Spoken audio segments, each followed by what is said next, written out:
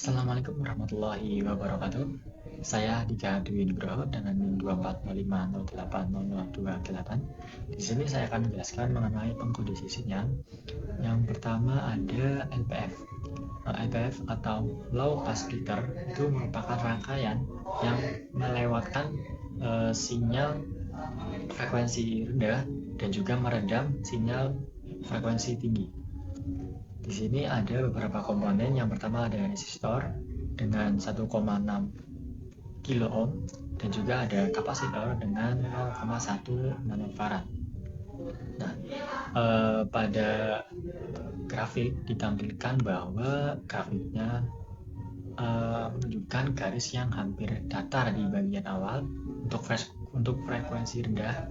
Kemudian pada saat mendekati wilayah peralihan, sinyalnya ini mulai melemah, yaitu menandakan bahwa filter ini itu membatasi frekuensi yang lebih tinggi. Kemudian pada frekuensi tinggi, sinyalnya ini hampir hilang. Di bagian akhir grafik ini garisnya turun hingga mendekati bawah. Yang ini berarti sinyalnya ini sangat dilemahkan, bahkan hampir hilang. Dengan kata lain, frekuensi tinggi ini tidak diteruskan ke output. Gitu. Kemudian ada BPF. Nah, BPF ini BPF HPF. Nah, HPF ini kebalikan dari LPF, yaitu High Pass Filter, di mana rangkaian ini itu melewatkan sinyal frekuensi tinggi dan juga meredam sinyal frekuensi rendah begitu. Untuk komponennya ada hampir sama, cuman untuk rangkaiannya itu dibalik seperti ini, seperti gambar. Untuk kapasitor itu 1 nanofarad dan untuk resistornya itu 16 kilo ohm. Nah, kemudian ditampilkan pada grafik pada HPF ini. Pada frekuensi rendah, sinyalnya ini hampir tidak muncul. Di bagian awal ini garisnya berada di bawah sekali. Kemudian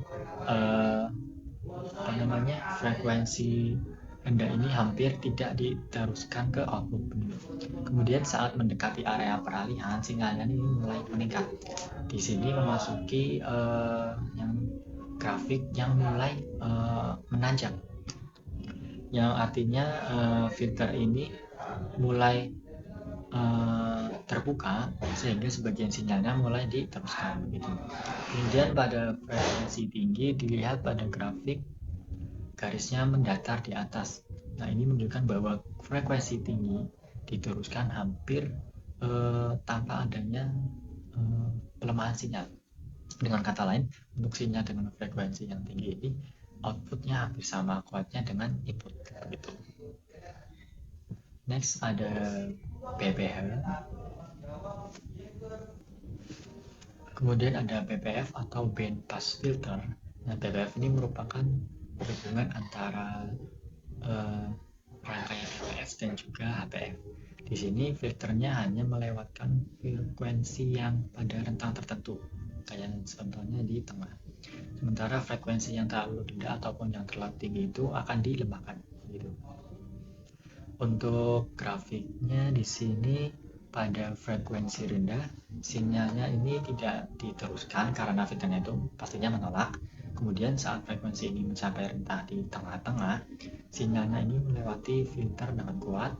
Nah, di sini outputnya itu yang paling besar. Kemudian ketika frekuensinya terlalu tinggi, sinyal ini kembali diredam sehingga outputnya pun menurun lagi begitu. Selanjutnya ada komparator. Komparator ini merupakan rangkaian yang berbasis OPM yang berfungsi untuk membandingkan dua tegangan, yaitu ada tegangan input dan juga tegangan referensi. Yang pertama yaitu komparator non-inverting. Pada non-inverting ini inputnya berada di terminal plus, terminal non-inverting, sedangkan pada tegangan referensinya itu berada di minus atau terminal inverting.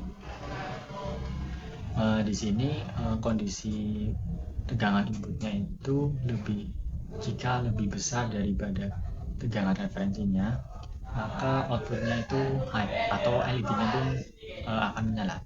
Sebaliknya, jika tegangan inputnya itu kurang dari tegangan referensi, maka outputnya akan low atau LED-nya itu mati. Nah, cara kerjanya seperti pada simulasi ini. Jika cahaya mengenai LDR, kemudian resistansi LDR-nya itu akan menurun sehingga tegangan inputnya pun akan meningkat.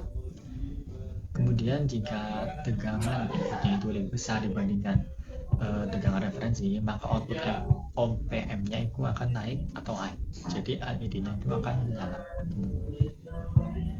Selanjutnya ada komparator inverting. Nah, komparator inverting ini kebalikan dari komparator non inverting, yaitu input sensor LDR-nya itu masuk ke terminal inverter atau minus, sedangkan tegangan referensinya itu pada terminal non inverting ataupun plus. Nah, di sini kondisinya jika tegangan inputnya itu kurang dari tegangan referensi, maka outputnya itu akan naik atau LED-nya itu akan menyala. Kemudian sebaliknya, jika tegangan inputnya itu lebih dari tegangan referensi, maka outputnya itu akan low atau LED-nya itu akan mati. Untuk cara kerjanya, jika tidak ada cahaya pada LDR, maka resistansi LDR-nya itu akan meningkat, dan juga tegangan inputnya juga akan meningkat.